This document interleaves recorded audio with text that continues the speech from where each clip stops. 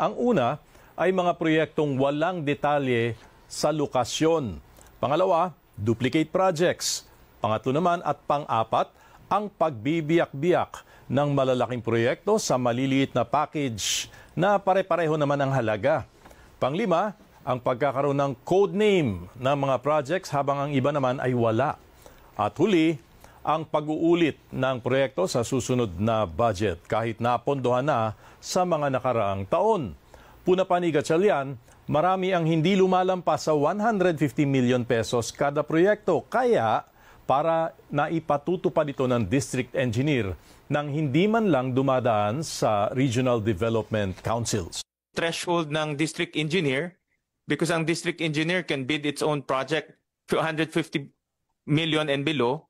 And then the district engineer's project will not pass through RDC.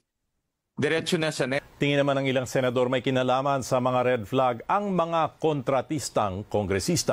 You know, Mr. Chairman, Madam Secretary, pag yung mga contractors have invaded the House of Representatives and congressmen have invaded the contractor construction business, ito po yung outcome.